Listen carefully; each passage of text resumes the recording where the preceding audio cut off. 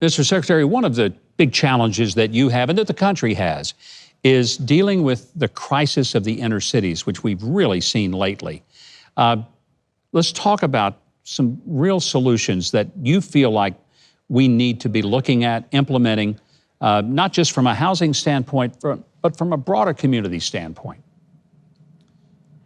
Well, you know, one of the things that this coronavirus outbreak has taught us is that there are certain people in our society who are extremely susceptible. And, you know, the mortality rates in the African-American community and Hispanic community are very, very high. And it's largely because of the comorbidities. And you have to ask yourself, should we direct attention to the hypertension and the diabetes and the obesity and the asthma and all these things? Of course we should. But if we're going to be serious about solving the problem, we have to go to the next level down and ask, why are those things occurring? And that means we have to deal with things like the housing situation, affordable and fair housing. It means we have to deal with long-term medical care, not just acute going into the neighborhood and doing blood pressures on people, but long-term follow-up to the right kind of outcome. It means we have to deal with food deserts, we have to deal with healthy foods, transportation, and most importantly, education. Mr. Secretary, I read your book. I know that you were a young man who grew up in the inner city, didn't grow up with affluence and wealth, grew up with poverty, but a hardworking mother.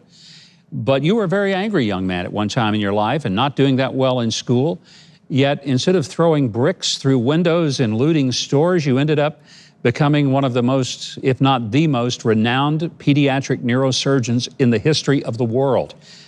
What moved you from being a brick-throwing looter to a neurosurgeon and now the Secretary of Housing and Urban Development?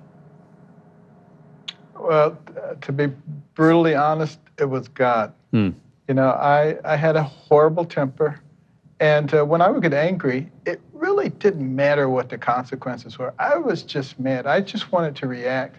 I wanted to hit somebody with a baseball bat or throw a brick and forget about the consequences. And so I do understand how people feel sometimes, but I had an epiphany one day after I tried to stab someone and I was in the bathroom, and I picked up a Bible and I started reading all these verses in the book of Proverbs about anger. And they all seemed like they were written about me.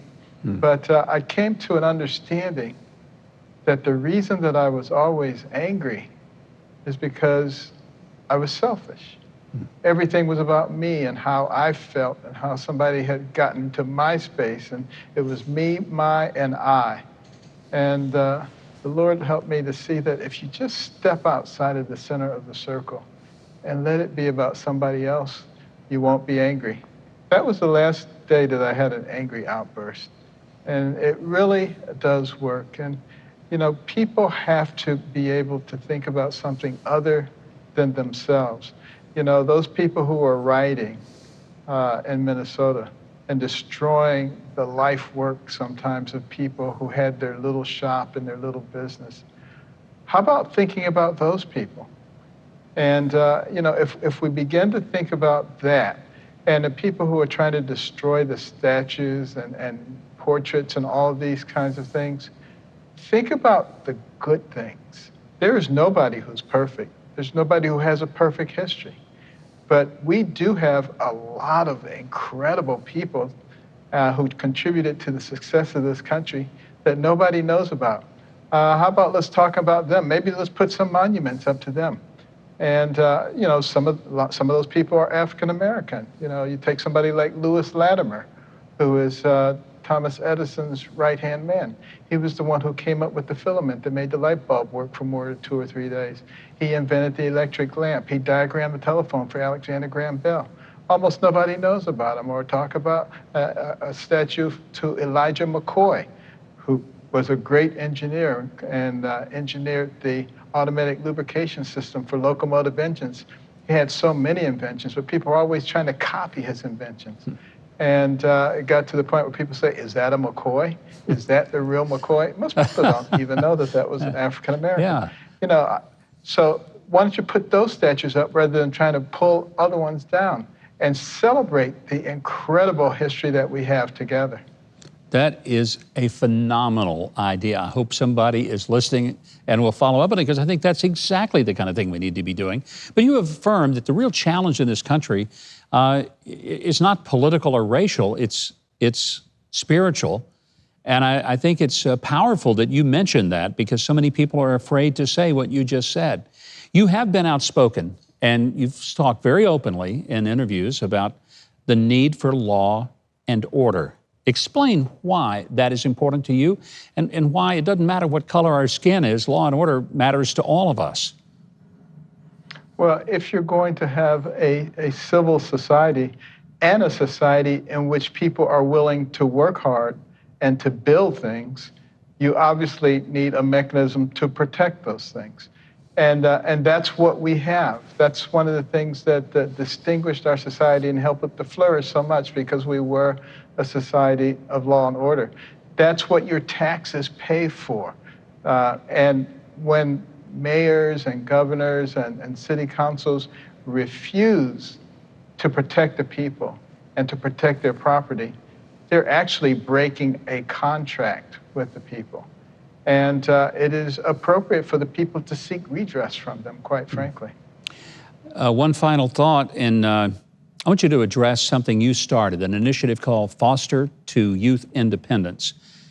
Tell us about that and how that is helping a lot of young kids who may have been once like you to finding a new direction for life. Yeah, the Foster Youth Independence Program is a real incredible story. There were a number of young people who came to us here at HUD a little over a year ago who were about to age out of foster care. About 20,000 young people age out of foster care each year. And within the next 4 years, approximately a quarter of them become homeless. And to the credit of the amazing staff we have here at HUD, they put together this program and gave out the first grants within 4 months. So people who tell you that the government can't work quickly, listen to that story. But it provides vouchers, tenant protection vouchers, giving them the ability to have their own apartment, their own place. And not only that, but also provides the wraparound services that they need. In some cases, you know, they have not graduated from high school, so we will help them to get their GED. Some cases it might be a higher degree than that. It may be some type of training. It may be, you know, financial literacy. Whatever they need is provided in order to set them on a trajectory for self-sufficiency. I think what you've just described is a very good reason for which I am so grateful President Trump appointed you to be Secretary of Housing and Urban Development. Ben Carson, thank you for joining us. It's been a pleasure having you. You can follow Ben Carson on social media at Secretary Carson, and visit HUD.gov to discover the good work that Secretary Carson's office is doing to create affordable housing for all Americans.